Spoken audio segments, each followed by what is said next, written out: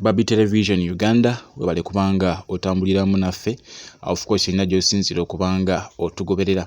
Nsonga ku nsonga nga bulijjo tweyama okubanga tuzikutuusaako, of course awatali kwekwasa nsonga zonna amawulire gonna gaba gagenze maaso mu kibiina kyaffe ekya National Unity Platform, era bwe tuvaayo ne tugakutuusaako nga bwe gali awatali yadde okukyusaamu ekintu kyonna tugakuwanga bwe gali.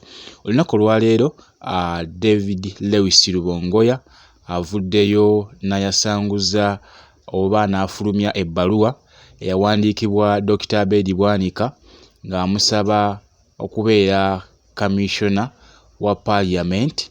Ebbaluwa eyo ndowooza ogirabaawo.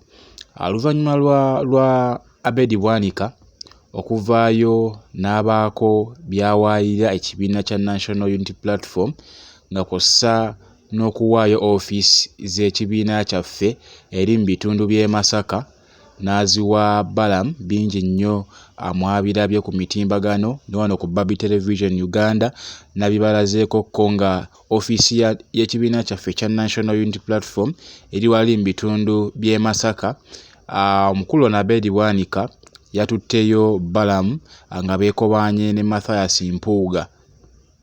Sigenda kubanga nkikweka, era ono omukulu Abed Bwanika weewaawo yavuddeyo n'abyegaana mu maaso ga kamera ku Parliament, naye okusinziira ku Bwiino ali ku ground ne bannamasaka kye bagamba ekituufu kiri nti byabadde ku ofiisi y'ekibiina kya National Unity Platform, era nga amawulire agavaayo galaganga Honorable Mathias Mpuuga Nsamba nga kw'ossa ne bakansala ne bammeeya ab'omu bitundu by'e Masaka be beekobaanye ne basobola okubanga bategeka meeting ebyekimpatiira ne Balaam nga we mwabirabye olunaku olw'ejjo, era ekigenda mu maaso essaawa zino ekyamazima kyo kiri nti National Unity Platform mu bitundu by'e Masaka abakulembeze be tubadde tulinayo gyonna kati gyafuuse misege.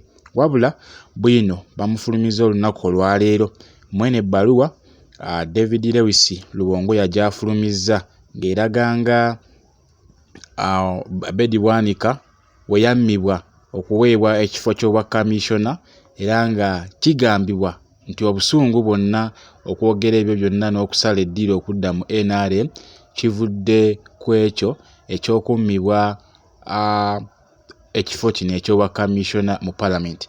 Ngenda kubanga nkusomeramukko mu bbaluwa eno David Lewis Rubongoya General Secretary ow'ekibiina kya National Unity Platform gyafulumiza olunaku olwaleero, era ng'okusinziira ku bbaluwa eno gyafulumizza Abed Bwanika yawandiikira Secretary General muganda waffe David Lewis Rubongoya ennaku z'omwezi zaali nga 24 omwezi ogwa 11 omwaka gwali gwa 2023. Yawandiika ebbaluwa eno ng'agiwa Secretary General w'ekibiina kyaffe ekya National Unity Platform ng'amusaba ekifo eky'okubeera Commissioner mu Parliament. Ngenda kuba nga nkusomera ebbaluwa eno era ndowooza katutandikirewo. Expression of interest in the position of Parliamentary Commissioner.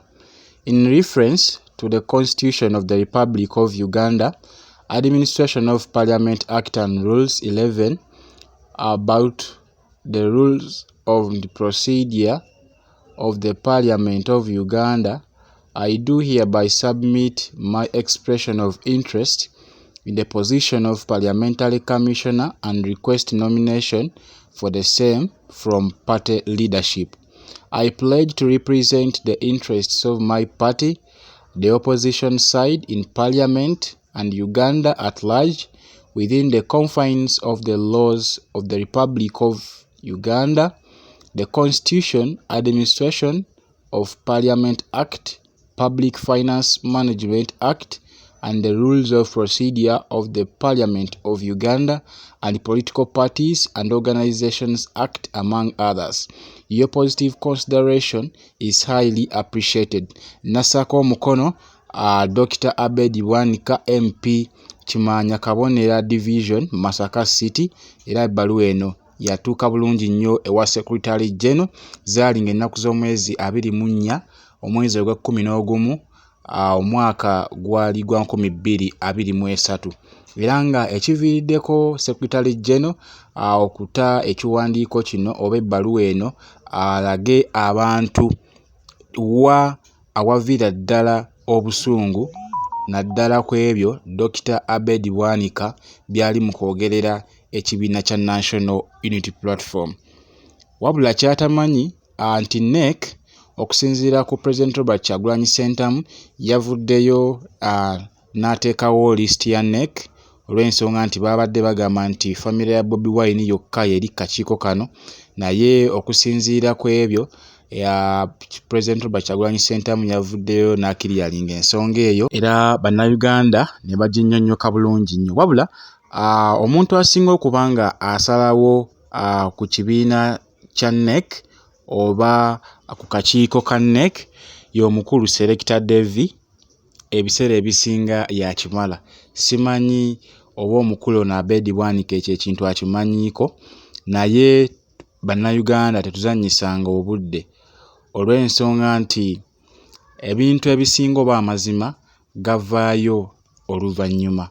Essaawa zino yeefuulidde ekibiina kya National Unity Platform okusinziira ku bigambo bye ebimuvaamu mu kamwa era okusinziira ku radio kya Bassa eya Buganda yeetisse bannabyabufuzi b'ekibiina kya National Unity Platform oluvannyuma lw'okwanika Honorable Mathias Mpuuga olw'okubeera omulyaka ate omunyazi n'okubeera ng'ali corrupt oba kyewandiyise okulya enguzi, ekikontana n'amateeka g'ekibiina n'ennono okutambulira ekibiina kya National Unity Platform.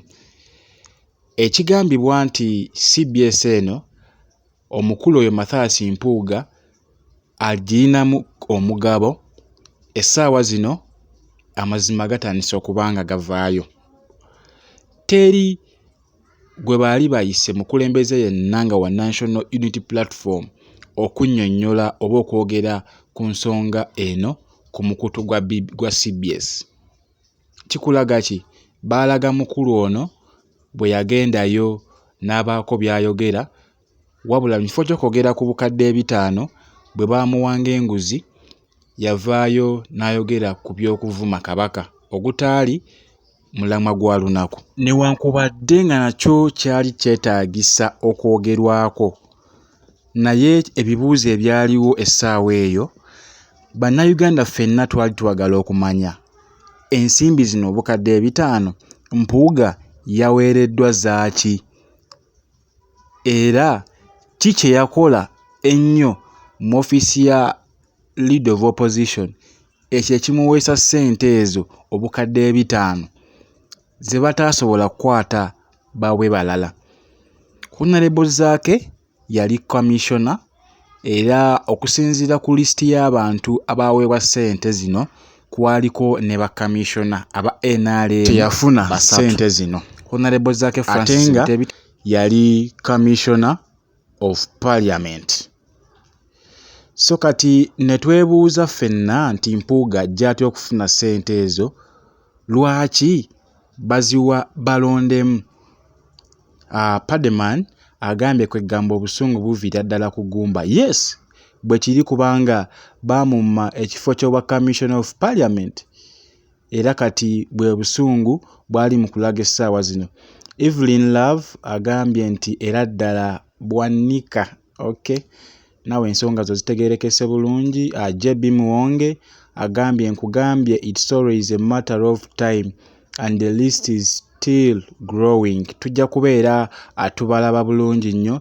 Ono Bogi Charles agambye our SG David Lewis thanks for the efforts exerted to the liberation of our country Uganda.